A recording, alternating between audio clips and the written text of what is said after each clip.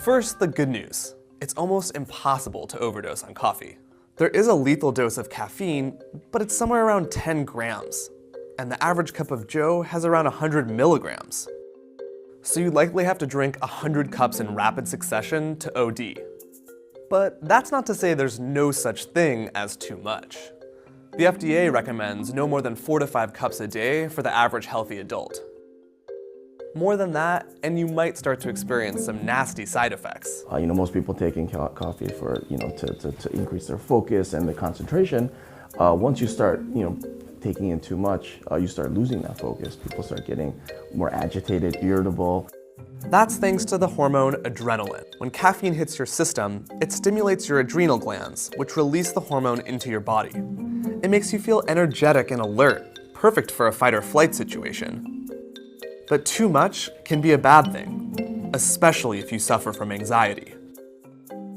But with anxiety, you also want to be careful not to overstimulate them or trigger any sort of panic attacks or make things anxiety worse, which certainly too much caffeine can do. Adrenaline from caffeine can also increase your heart rate. That's why doctors often recommend against drinking coffee if your heart sometimes beats irregularly. But the risk is really only for bona fide coffee junkies. According to at least 2 observational studies, you have to drink at least 9 cups of coffee a day to put yourself at risk of arrhythmia. And finally, there's the question of sleep, coffee's enemy. Caffeine launches a double threat on your slumber. It blocks the neurochemical adenosine, which is what tells your brain that you're tired.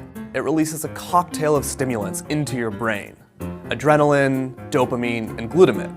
So after downing your 6th cup of coffee, you don't just feel awake, but full of energy.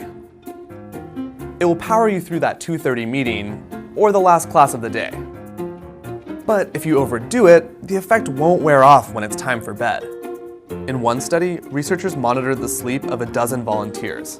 Some were given a caffeine pill equivalent to about 4 cups of coffee, and others received a placebo instead. Even when the volunteers swallowed the caffeine pill 6 hours before bedtime, they spent significantly less time in the light stages of sleep. And that can have detrimental effects on daytime function, the authors report. It's sort of like it's just stuck in this loop where you're not sleeping because you drink too much coffee, and then you wake up in the morning and you're not well rested, and then you're drinking more coffee just to stay awake during the day. Sound familiar? Here's the good news. If you cut yourself off by 2 o'clock, you typically won't have trouble falling asleep.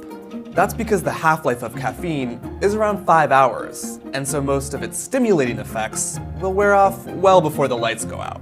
And if you also limit your consumption, well, then coffee can actually offer a number of health benefits. Research shows that it can help with everything from memory to exercise to your relationships with your colleagues. And that's great, because for some of us, coffee is something we'll just never give up.